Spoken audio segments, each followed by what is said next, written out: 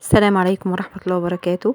كل سنة وانتم طيبين، رمضان على الأبواب وبنعمل فيه أحلى العزومات وأحلى الأكلات، ولازم طبعا يكون معاها الحلويات.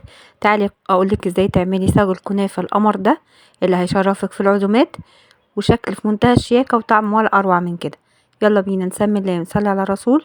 لو أول مرة تشوفيني يسعدني انضمامك للقناة وتفعيل زر الجرس عشان يوصلك كل جديد.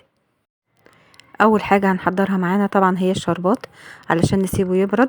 معانا كوبايتين من السكر، هننزل عليهم بكوبايتين من المية، وكمان هننزل عليهم بعصير نص ليمونة.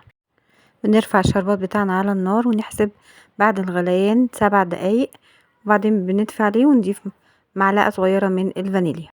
بعد كده بنبتدي نحضر الكنافة. معانا كيلو الا ربع من الكنافة بتكون مفرزة. لو عندك الكنافة طازة ممكن تحطيها في الفريزر لمدة ساعتين وبعدين بتبتدي تطلعيها. نبتدي نفرط الكنافة بتاعتنا بالشكل ده ونكسرها. ممكن تستخدمي الكبة وممكن تعمليها بايديكي عادي، مفيش مشكلة. بتكون معانا جاهزة بالشكل ده، ما بتاخدش وقت معانا خالص وعلى طول بتكون جاهزة. بعد كده بنبتدي ننزل عليها ب5 معالق من السكر البودر. السكر البودر مهم جدا في اي وصفة كنافة، بيديها تماسك وتقعد معاكي اطول فترة ممكنة. بنغلف الكنافة كلها بالحبيبات السكر البودر. بعد كده بنبتدي نحضر الصاج بتاعنا اللي هنعمل فيه الكنافة. انا هنا استخدمت صاج مقاس 30 في 40.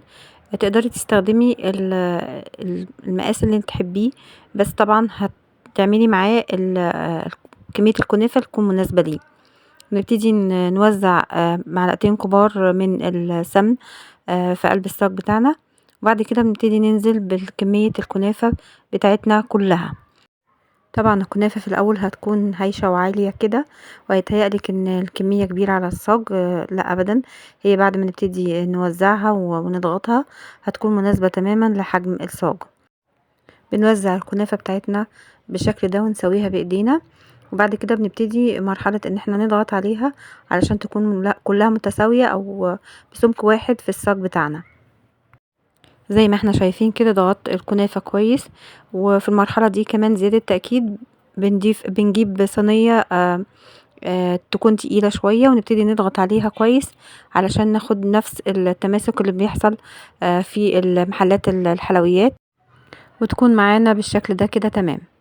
بعد كده بنحضر المادة الدهنية اللي هنضيفها على الكنافة. بنجيب معايا كوباية الا ربع من السمن. نبتدي نوزعها بالفرشة على سطح الكنافة بالشكل ده.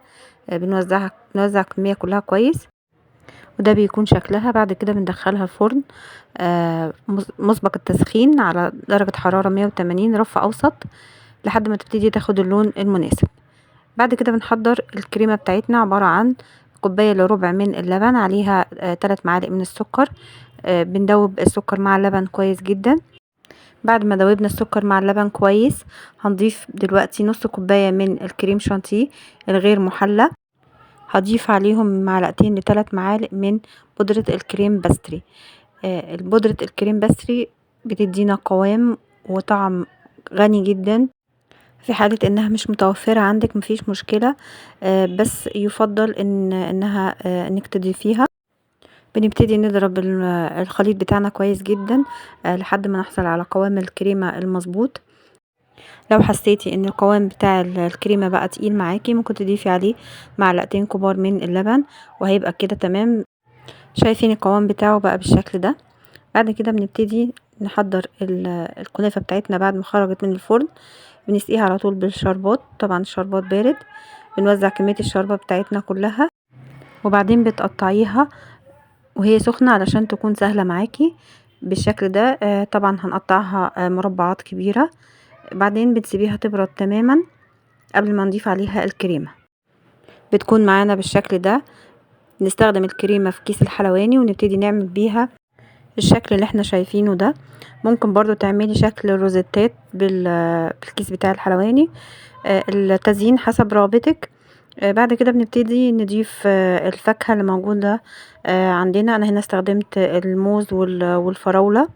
ممكن كمان تستخدمي مانجا قطع زي ما تحبي. بعد كده بنخلص تزيين الكنافة بتاعتنا بالفاكهة بالشكل ده، وبعدين بنكون محضرين معانا معلقتين من جل التلميع. لو مش متوفر عندك جل التلميع بتستخدمي بداله معلقة من العسل النحل او شربات تقيل متخفف بشوية مية، وده طبعا علشان لون الفاكهة بتاعتنا متسودش وتدي لون غامق مع وجودها في الهواء. وبكده نكون خلصنا الكنافة بتاعتنا. شايفين قد ايه شكلها روعة وطعمها تحفة بجد. الكريمة غنية جدا مع الفاكهة. بجد تقديمها في العزومات بيكون شيك جدا. في المرحلة دي تقدري كمان تضيفي صوص من الكريم كراميل على وش الكنافة، برضو بيديها شكل جميل جدا. تعالوا بقى نقطعها ونشوف شكلها. شايفين قد ايه الكنافة متماسكة جدا، والكريمة والفاكهة طعمهم مع بعض بجد تحفة. اتمنى تجربوها وتقولي رأيكم. اشوفكم على فيديو جديد ان شاء الله على خير، ومع الف سلامة.